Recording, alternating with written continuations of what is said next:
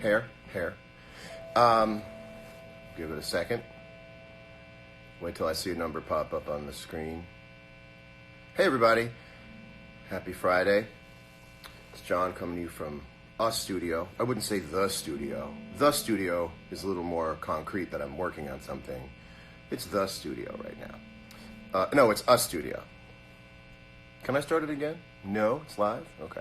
Anyway, I've got the PRS Silver Sky, the stuff of recent conversation and discussion, and thought that I would play it for you and let you hear it and tell you some of my ideas behind it, why it is what it is, how I see sort of the future of it, and let you guys ask some questions about it. I've got the red one because I just sort of got attached to this one. I guess I should play a little bit of it. I'll start on the neck pickup, and this is clean. And now, I want you to know I'm not going through impossible to find stuff. Most of what you're going to hear is a Fender Deluxe and a little bit of the PRS J-Mod going together. And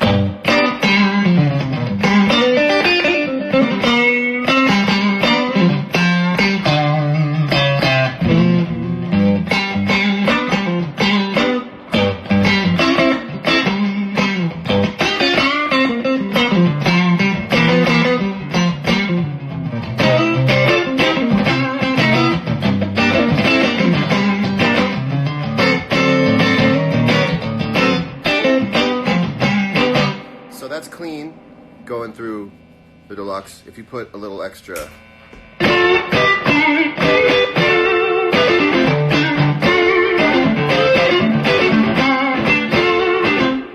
what we call the tubbiness, and I actually think that it beats the Fender stuff.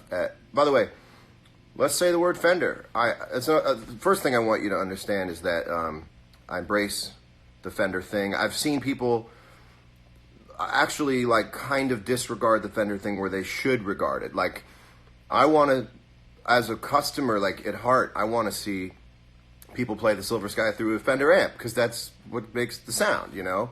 So I was watching someone play through like a Victory amp, and I'm going like, well, just play through a Fender.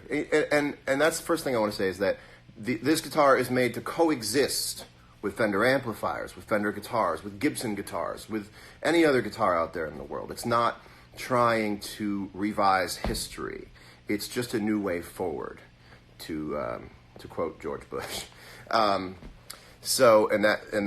who you want to quote when you're. Never mind.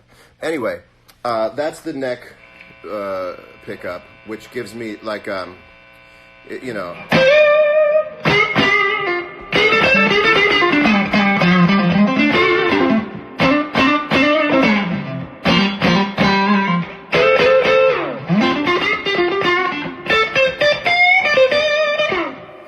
What's really fun. The neck pickup has beautiful high end. So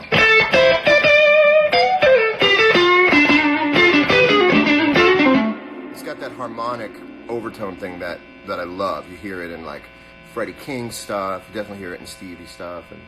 And now I'm going to show you the bridge pickup, which actually has bottom end in it, which is really interesting. And a little take on B.B. King stuff for a minute. I believe there's some revisionist history with his tone where people are always rolling off the tone knob and they're playing this really sort of bottom heavy tone thing on the neck. But a lot of that B.B. stuff, that early B.B. stuff, especially like live at the Regal, is not rolled off. It's, you know, it's a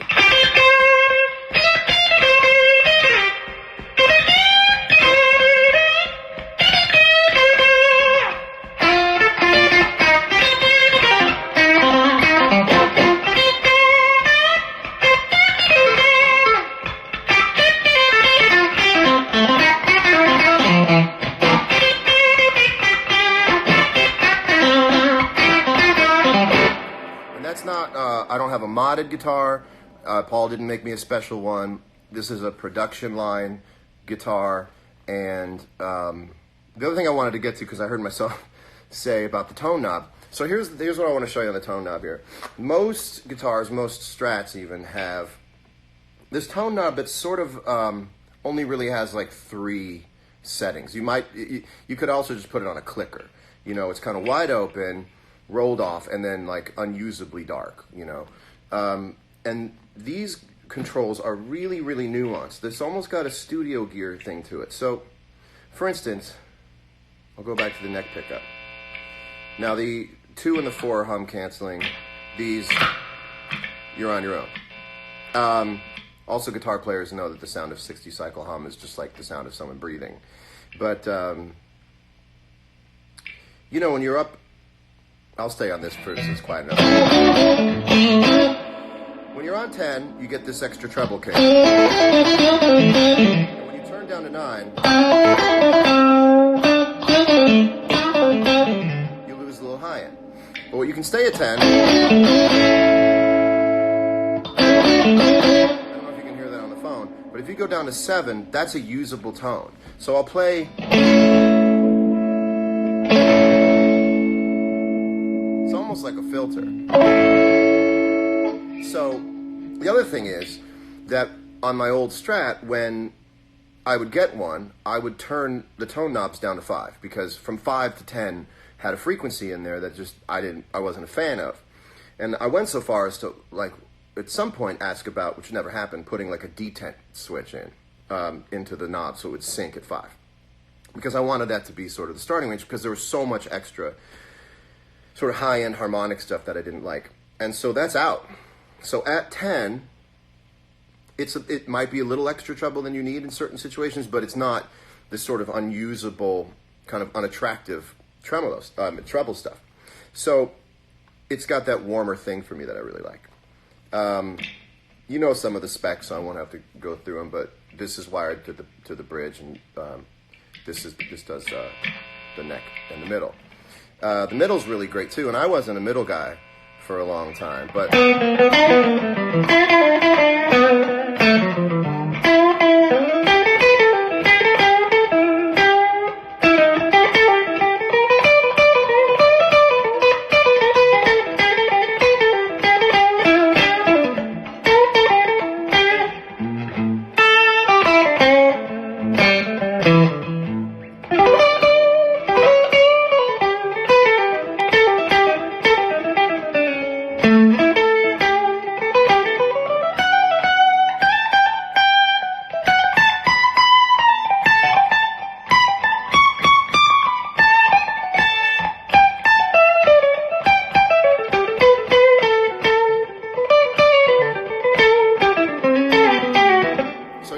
that's right.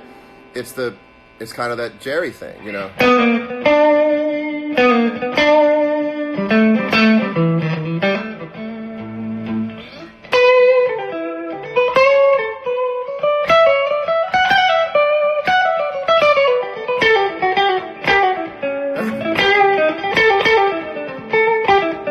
So that's the middle. Now the in-betweens. Now, really quickly, a lot of guitar players are going to want to know, do the slow dancing thing, because that's the test, the modern day test of a neck, middle, out of phase pickup selection is slow dancing in a bringing room.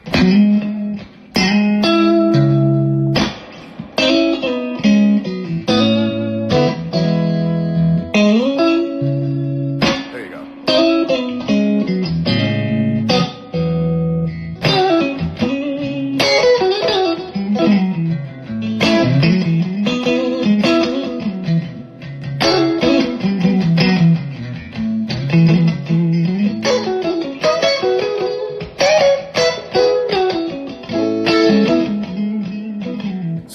On it is not like multiples of overtone high end that just sort of hits you in the ear. It's actually very musical high end that has low end in it. The high end has low end and the low end has high end. So that's that. Also, you can get that quack on your middle bridge and go.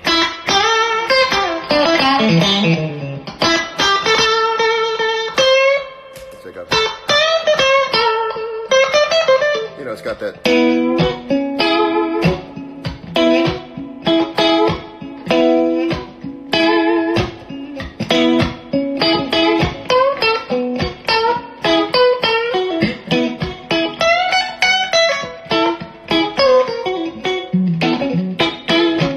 that's that thing. So that's really the sound of the guitar. It's sort of a higher definition Strat to me. And I wanted to go in and take out a lot of those frequencies that you sort of have to work to roll off. They're not there. They're just gone. So they're tuned a different way. And sort of going into the guitar, and this is the part of a larger conversation, about going into a guitar that's been around for 60 years and going, well, what still is valid and what's still vital, and what can you sort of go in and modify? And Paul Reed Smith and I went in, and now our saying was sort of this.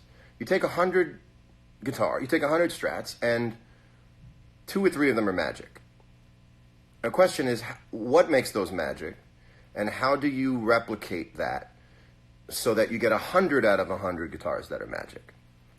This has a lot to do with, like, taking what my favorite 64 Strat is, taking the overall sensibility of that and the tone of that, and giving it to people so that it becomes not something that's impossible to get for most people. I love the idea of bringing it down to a place of accessibility for people. And I think to a certain extent that's really happened. Like, everyone I've played, I go, there you go, there it is. And that's Paul's thing. Paul is a scientist as much as he is an artist. He's a scientist. And so there you go. Now, it's time to myth bust. You ready to come along and play myth busting with me? Number 1, I do not have an endorsement the way that Tiger Woods would have an endorsement with Nike. I didn't get money for working with Paul. That's not how it works. It's not like Paul went, we'll give you this much money. I had an idea for a guitar, and this goes back about 10 years. A guitar that is sort of the future of the classic design.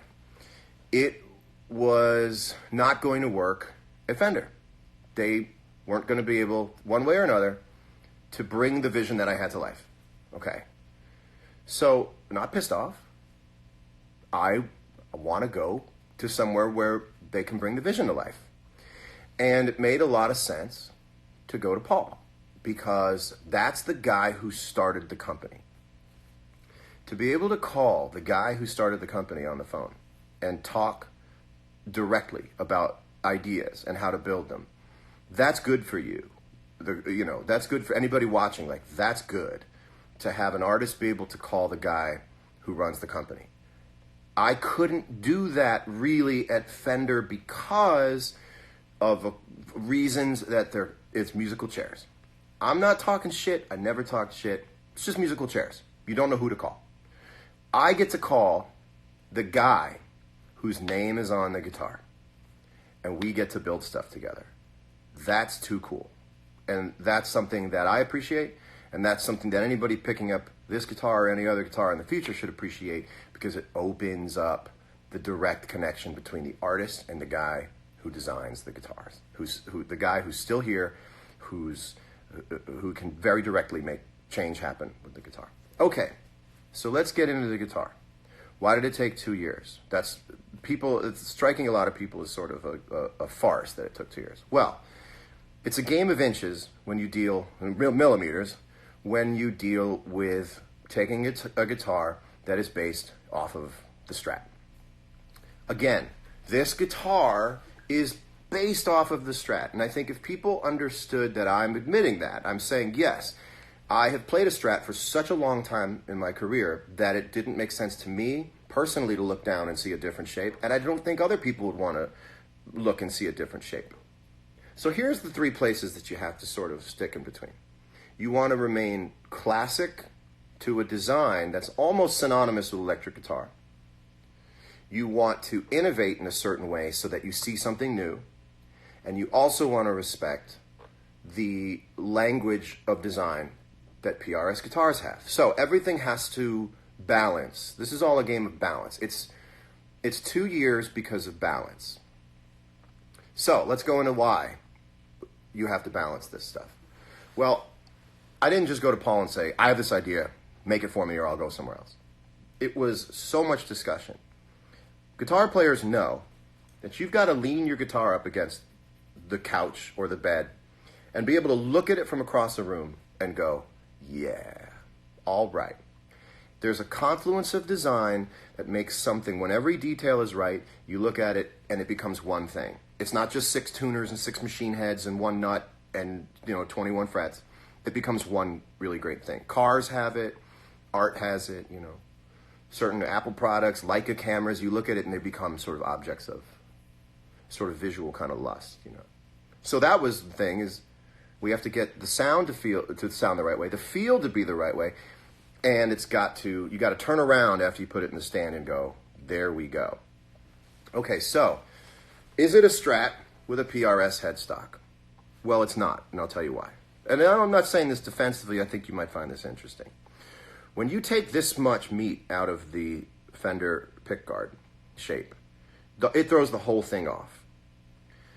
So as soon as you cut that, and I ask go for it. And by the way, go in Photoshop and just put a PRS headstock on a Strat and tell me how you like it. So you're missing all this stuff now. And now you have to offset that with the right thing. Now, let me show you something that's really cool. This curve here always looked old to me. So part of this is, what would a guitar like this look like if it were made this year for the first time? I'm not sure that there would be a sunburst option. Like, I think in 2018, if the electric guitar had just come into prominence, you wouldn't see a sunburst. And that's why there's no sunburst in the first line of these guitars, is that I'm trying to look at this like, if this guitar was made for the first time, this type of guitar was made for the first time in 2018, would they offer a sunburst? I don't know, and I'm looking at it like, I don't see sunburst on other things. Back in 1954, you saw sunburst on radios, televisions, cabinets. It's just not in the nomenclature. But what is are Tesla colors, and this is actually the red from the red they offer for Tesla. And that's in keeping with the modernized take on what a 6-string electric guitar would borrow from in 2018 if it had just started. So you lose this, and you have to redesign this, because this now, so look at this. It took forever to figure out when this was straight. Now, if you look at a Strat, the pickguard goes straight through in a line. The last thing we did to this before it was done, before I looked at it and said it's done, is that this had to curve. Technically, it doesn't make sense that it's not straight through. But if you had this sharpness here and this sharpness here, I mean, respect to Gene Simmons, but it looks like Gene Simmons. With the paint. With the paint. Love you, Gene Simmons, but that's what I'm saying. So, you also have this thing right here. And while we were looking at it going, how do you make this thing work? I went, oh, if you really want to balance it, make this the shape of this. So when you look at it and you go, wow, I like that for some reason, this is the mirror image of that. And that's what balances this out. Because this is a tall order when you change it. Okay, so why is it a 3 and 3 on a Strat body? And I think that's Strat shaped body, Paul. I think that's why it's giving a lot of people pause, is that it's 3 and 3. Now, here's a fun story. When we started endeavoring on this guitar, we went out to the greatest industrial designers in the world. And they went on deep dives into the history of the headstock and all the different shapes, and what, based on all the different influences and all the different references, a headstock would look like today if it had 6 in a line. None of them worked. You would have looked at it and went, that's disgusting. And it was. But we tried. And one day maybe Paul will let me show you the things and you look at it and go, oh, got it. Wow. 6 in a line. So trying to get a Fender-looking headstock without being exactly a Fender headstock is a daredevil situation on a design level. 99.9999% of those headstocks don't look right. So then I went, okay, let's go 3 and 3, and let's use the PRS DNA.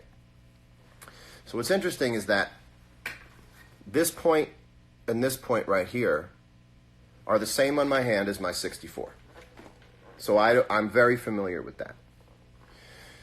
The reason it's reverse as a headstock, and I remember the day I reversed it in Photoshop and sent it to Paul and Beverly Fowler, who's amazing at PRS, as an artist. She runs the artist relations, is because you have this point up here.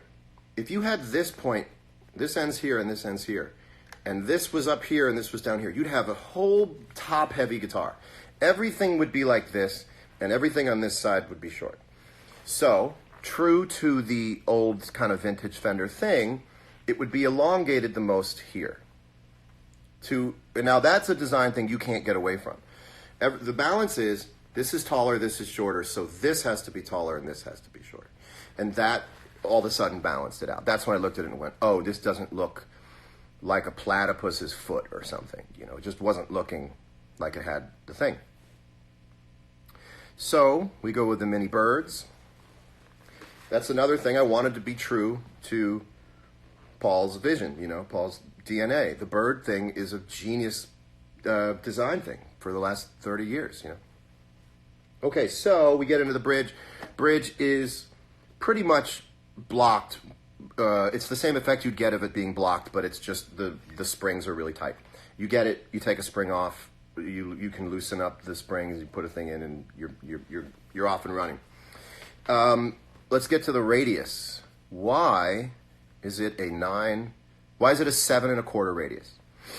All the guitars I love that are from the 60s, and I've got a bunch of 64 Strats. All the ones that I pick up and do, you know, that it sort of fits in my hand, they happen to be 7 1/4. Why do I say happen to be 7 1/4? Because I have never thought about neck radius. I believe most guitar players don't think about neck radius when they're playing. Neck radius is kind of a very hardcore, empirical, mathematical take on the shape of a neck. I don't know any guitar players that I run with who talk about neck radius, who look at a guitar and go, and I don't know whether you guys ever say, like, looking for a guitar, I want something that's got really hot output and it's got to have a 9.5 radius. It's not in the discussion. Where you do talk about a radius is you play a guitar you like and you go, huh, what's the neck radius on that? Because I'm just not sure that anybody could tell from playing it. I know that I couldn't. I played a long time. If you put something in my hand and I played it and I went, what is that? Is that a 9.5? You'd be like, it's a 12. I'd be like, oh, son of a gun, because there's so many other elements to it. And in this case, the frets are done so well that it really knocks out a certain portion of the conversation of, oh no, you're not going to be able to bend strings on it. So if you feel like you have a preference for a radius, I get it.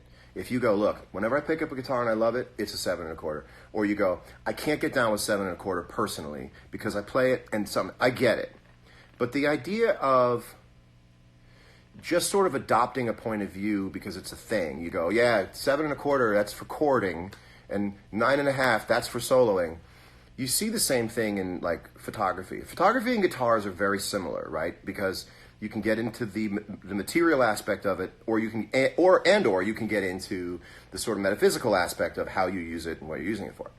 And you'll hear people say in photography circles, oh, 50 millimeter, that's for portrait. 35 millimeter, that's for, like, journalism. I have taken great portraits on a 35 millimeter, and I have taken awesome shots of landscape on a 50 millimeter lens. So it's just not true.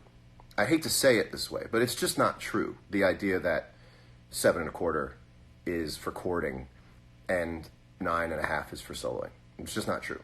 I've picked up guitars that I loved, and they were 12.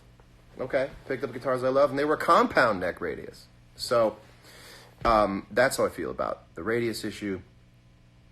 When the frets are done right,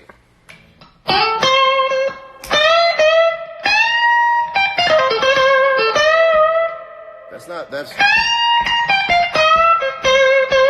oh!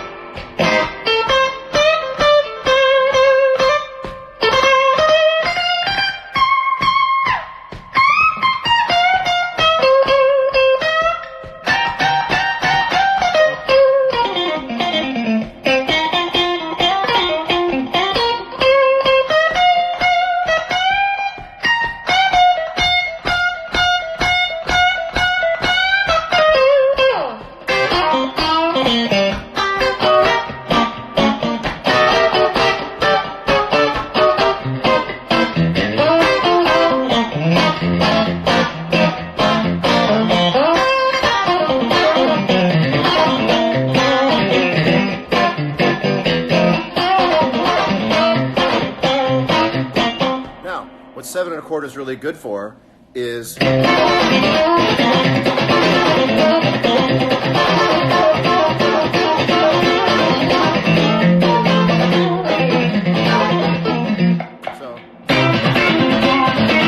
Got a little too much high end, so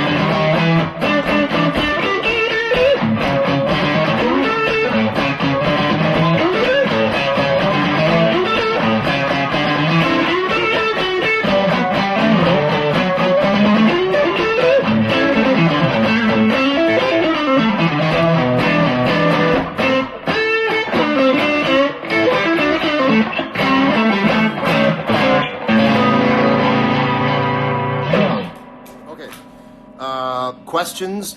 I know that sounds obnoxious and sarcastic after that, but any questions you want to know about it? Because this right here is something I'm super proud of, and I want you to know about it.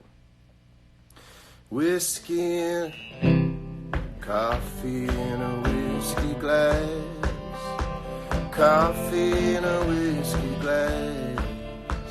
Coffee in a whiskey glass. Coffee in a whiskey glass. I'll show you one more thing on this before we go. Cost, I think it's like $2,200 retail price, and you can get it at any PRS dealer on pre-order. I believe the ones that are shipping out on Tuesday or that customers can pick up on Tuesday are all spoken for, but you will get one if you order. The pickups, Mr. Moore, are PRS designed. Paul and I went super deep into what we love about single coil pickups and what we don't, and what makes vintage single coil pickups so exciting. What makes it the guitar that I sort of keep gravitating towards. And he nailed it. He got it. He would call me and go, "I figured it out." And we would just keep developing from there. So these are the PRS 635 JM, and that's a pickup that's sort of between a 63 and a 64. The neck is sort of between a 63. I wish that you could feel a neck through Instagram, because you pick it up and you go, oh, it's sporty, but it's big enough to be able to play on. And I think the neck is my favorite part of the guitar. Anybody who picks the neck goes, oh, man. And they all, 100 out of 100 will feel like that. That's what's really cool. I don't know how much it weighs, but it's fairly light. It's on the lighter side. It's not really heavy, which is great. It might have something to do with maybe missing something here. Whenever you have a guitar. Also, there's no screws on the back plate, as I have had on all my guitars, because why would you put a piece of plastic over where you need to change the strings that's a design thing I don't want to be involved in, and saying you've got to take 6 small screws off to change a guitar string. So it just doesn't happen. So I want to show you, everyone's always picking it up, and when they're in music stores and stuff, you can't play loud. And they're also trying to get a lot out at once. So I'm just going to play it for a minute, zone out, and when I lose the thread, we'll say goodbye, unless there's other questions. Marry your guitar. Check with your local legislator about that. No Stairway to Heaven. I don't really know Stairway to Heaven. The biggest difference between this and my Fender Signature Strat. Well, this was designed from the ground up. Every piece on the guitar is from a new tool that was built to make that part. So, like, the knobs aren't the sort of notched. They're almost like a diamond cut. You don't need the names of the things here. You know what they are. Also, the knobs have 0 on them, because theoretically, when they're off, they're at 0. Actually, technically, when they're off as well, they're at 0. I even want to put, at some point, like heat stamped dots on the pickguard, because it still seems strange to me that you have a knob with numbers on it, but you don't have a point on the pickguard as a point of reference, so you just sort of eyeball it. But if there were, I don't know, maybe at some point we'll do these dots where you can actually turn it and go, oh yeah, when 3 lines up with the dot, you're at 3. You really have to pick your own place, I guess, on the pickguard when you do it. Will more colors ever be available for it? I would say in the future that is very, very likely. Maple fretboard in the future, that's also very likely, depending on how much people care and want the guitar, and it feels like they really do, and they do. So, let me, I have some tremolo.